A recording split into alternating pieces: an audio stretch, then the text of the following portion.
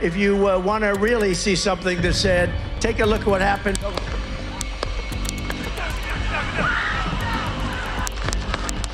अमेरिकी सुरक्षा agency FBI वैसे तो पूरे टशन में रहती है, लेकिन जब मौका आया तो फेल हो गई।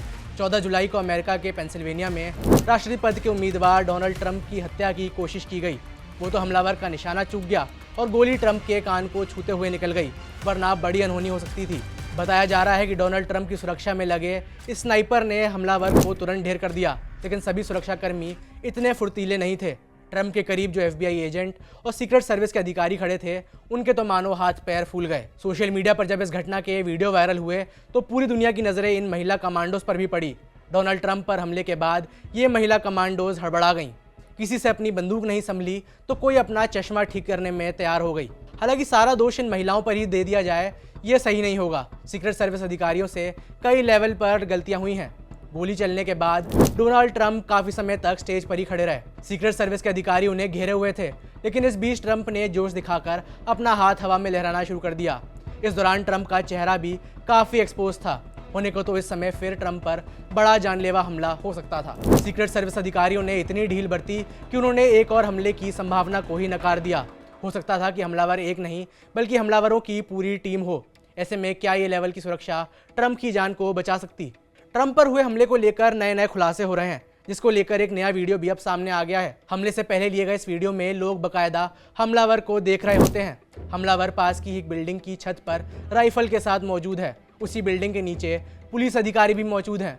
लेकिन सबसे चौंकाने वाली बात यह है कि पुलिस अधिकारी हमलावर को देख ही नहीं पाते। एक युवक तो इसका वीडियो भी बना रहा होता है, लेकिन जैसे ही वो वीडियो शुरू करता है तभी ट्रंप पर गोली चल जाती है। इसके बाद वहाँ अफरा तफरी मच जाती है। कई चश्मदीदों ने तो ये भी दावा किया है कि उन्होंने गोली चलाने वाले व्यक्ति को छत पर जाते हुए देखा था और इसकी उन्होंने पुलिस को जानकारी भी दी। अब सवाल तो उठने बनते ही हैं, जो खतरा वहां मौजूद आम लोग भाप गए, वो सीक्रेट सर्विस क्यों नहीं भाप पाई? कैसे पूरी तरह हथियारों से लैस होकर हमलावर ट्रंप की रैली के इतने करीब पर पहुंच गया? बड़ा सवाल तो ये भी है कि आखिरकार क्यों आम लोगों द्वारा दिए गए इनपुट को नज़रअंदाज किया गया? हमलावर करीब 130 मीटर पर मौजूद था। ऐसे में रैली के आसपास के इलाके को अच्छी तरह से जांच क्यों नहीं की गई और सैनिटाइज क्यों नहीं किया गया? गौर करने वाली बात यह भी है कि सीक्रेट सर्विस में तैनात स्नाइपर ने भी तभी गोली चलाई जब हमलावर की तरफ से ट्रंप पर गोली चल चुकी थी। ऐसा होना मुश्किल ही है कि स्नाइपर ने हमलावर को हथियार के साथ छत पर आता नहीं देखा होगा।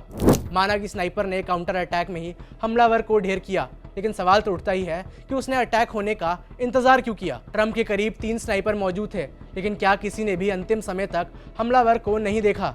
इस बड़ी चूक के बाद अब निशाने पर FBI और सीक्रेट सर्विस है। एलन मस्क समेत कई ट्रंप समर्थकों ने भी सीक्रेट सर्विस की अध्यक्ष का इस्तीफा मांगा है। FBI अब भरोसा दिला रही है कि वो इस पूरी बात की तह तक जाकर रहेगा।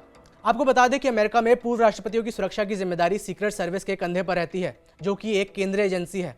अमेरिका की सीक्रेट सर्विस साल 1865 में ट्रेजरी डिपार्टमेंट की शाखा के तौर पर शुरुआत हुई थी। उस वक्त अमेरिका में राष्ट्रपति अब्राहम लिंकन थे और उनकी ही अगुवाई में सीक्रेट सर्विस को सबसे पहले डॉलर की जालसाजी को रोकने का काम दिया गया। हालांकि साल 1901 में तत्कालीन राष्ट्रपति विलियम मैकिनले की न्यूयॉर्क में हत्या कर दी गई। इसके बाद व्हाइट हाउस हरकत में आया और तय किया गया कि सीक्रेट सर्विस को फेक करेंसी का चलन रोकने के साथ साथ राष्ट्रपति की सुरक्षा का भी जिम्मा दिया जाएगा। वक्त के साथ साथ सीक्रेट सर्विस के काम का दायरा भी बढ़ता चला गया।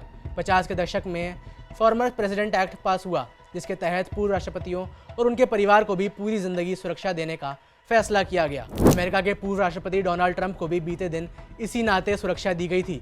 पूर्व राष्ट्रपति को जहां जहां जाना होता है, सीक्रेट सर्विस अपनी सुरक्षा घेरे के तहत पहले ही उस जगह पर पूरी तरह खंगाल लेती है और वहां पर अपने सुरक्षा अधिकारियों को तैनात किया जाता है। कहा तो ये तक जाता है कि सीक्रेट सर्विस के घेरे में परिंदा भी पर नहीं मार सकता। हालांकि बीते दिन 20 साल के हमलावर ने ही इस वर्ल्ड क्लास सुरक्षा घेरे को चकमा दे दिया।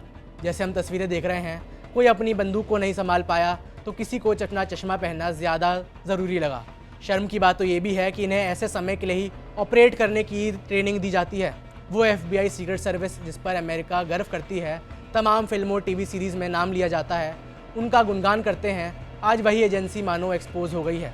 ट्रंप पर हुए हमले और उनकी सुरक्षा को लेकर आपकी क्या राय है, ये हमें नीचे कमेंट से बताएं। मेरा नाम है वैभव, देखते रहिए जी स्विच।